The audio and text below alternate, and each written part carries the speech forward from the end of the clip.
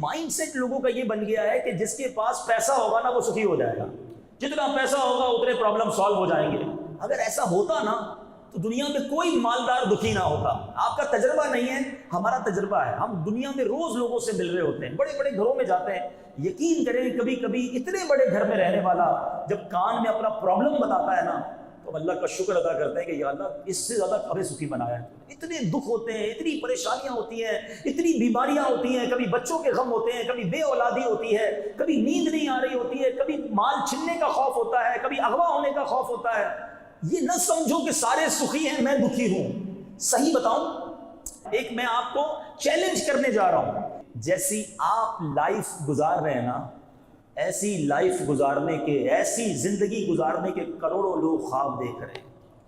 جی جناب، ٹھیک ہے آپ بیمار ہیں، ٹھیک ہے آپ غریب ہیں، آپ میں سے کوئی قرضے میں بھی آیا ہوگا، کوئی ایسا بھی ہوگا جو کرائے کے گھر میں رہتا ہوگا، میرا کوئی ایسا بھائی بھی آیا ہوگا جس کے پاس کنوینس نہیں ہوگا اور وہ سوچ رہا ہوگا کہ کیا ہو گیا مولانا صاحب کو، کہہ رہے ہیں میری جیسی زندگی گزارنے کے خواب۔ جی جناب، جو لائف آپ گزار رہے ہیں آپ جیسی زندگی گزارنے کے خواب کروڑوں لوگ دیکھ رہے ہیں۔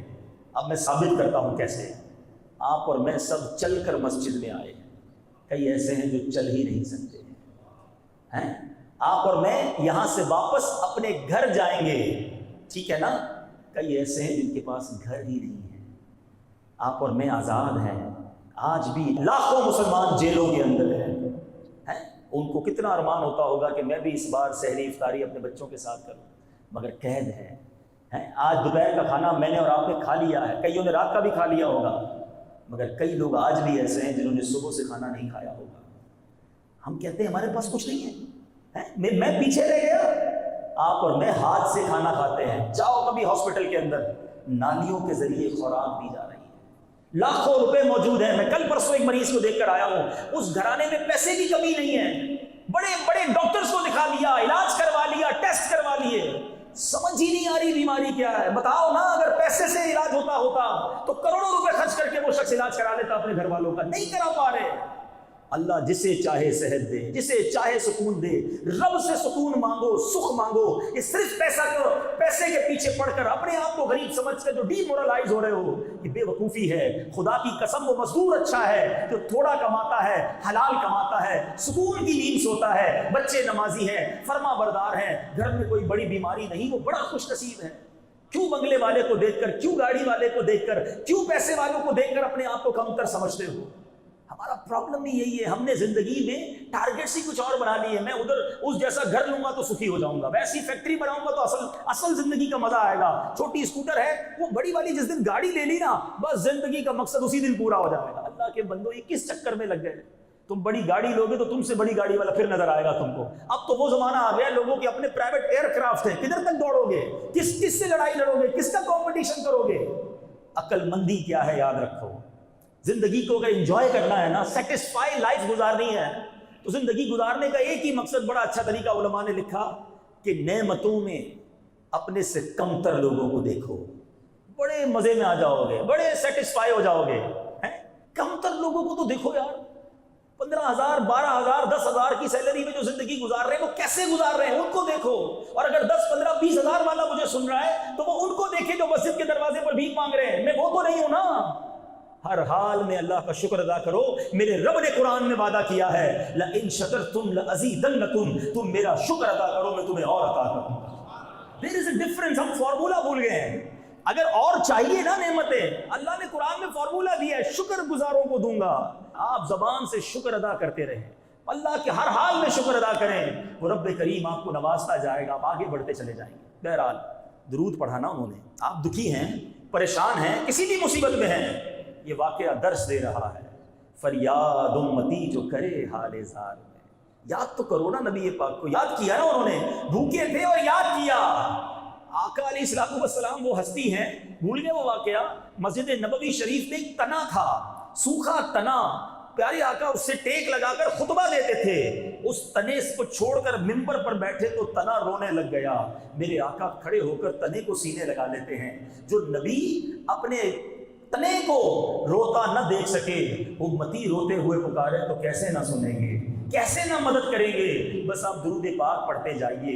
فریاد امتی جو کرے حال زار میں، ممکن نہیں کہ خیر بشر کو خبر نہ ہو۔ تیسری بات، مجوسی نے کیا کیا تھا؟ آل رسول کی مدد کی تھی، غریبوں کی مدد کی تھی، گھر جا کر کھانا پہنچایا۔ انعام میں کیا ملا؟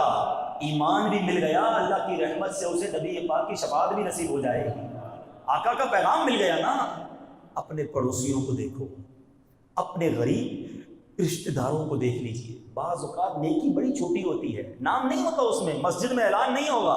اصل پرابلم تو یہ ہے نا، پہلے تو ایک زمانہ تھا، ایک جملہ بڑا مشہور تھا، نیکی کر دریا میں ڈال۔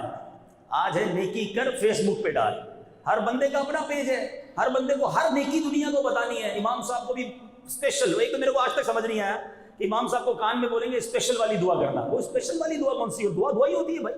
پیسے دیے نا مسجد میں، افطار کے دیے ہیں، پنکھے لگوائے ہیں، کارپیٹ بچھوائے، تو نام لے کر دعا ہونی چاہیے کہ جناب حاجی صاحب نے کارپیٹ بچھوایا ہے، فلاں حاجی صاحب نے پنکھے لگائے۔ یہ نام یہاں ہوتا ہے، لیکن کسی غریب کے گھر جا کر اس کو کھانا کھلا دو، اس کی مدد کر دو، جو وہ دعا ملے گی نا، وہ جو خوشی اس کے دل سے نکلتی ہے اور پھر جو دعا نکلتی ہے وہ کیسی مقبول دعا ہے، سبحان اللہ۔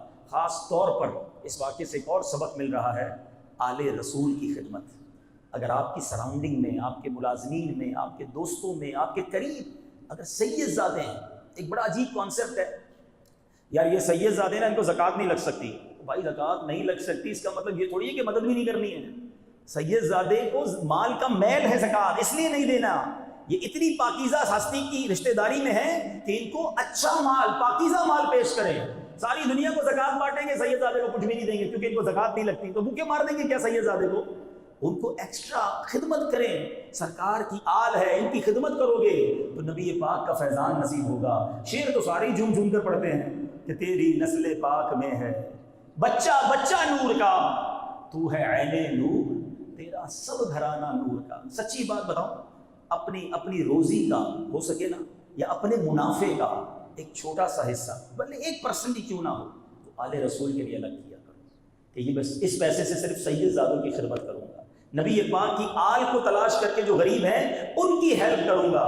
آپ سوچو تو صحیح، آپ کن کی خدمت کر رہے ہو، کس نسبت سے کر رہے ہو؟ جب نبی پاک ملاحظہ فرمائیں گے تو آپ کی جھولی کیسے بھریں گے، آپ کے کام کیسے سیدھے ہو جائیں گے؟ تو بات ساری اچھی نیت کی ہے۔ تو بہرحال درود پاک ایک ایسا وظیفہ ہے میٹھے اسلامی بھائیوں، آپ کسی بھی پرابلم میں ہوں گھبرائیں نہیں، درود پاک کو شروع کیجئے اور پڑھتے رہیے، پھر دیکھیں آپ فیل کریں گے آپ کے سامنے سے مشکلیں کیسے حل ہو رہی ہیں، آپ کی پرابلم ٹھیک ہونے لگ جائیں گے، برڈن آپ کا جو ہے وہ ریلیز ہونے لگ جائے گا۔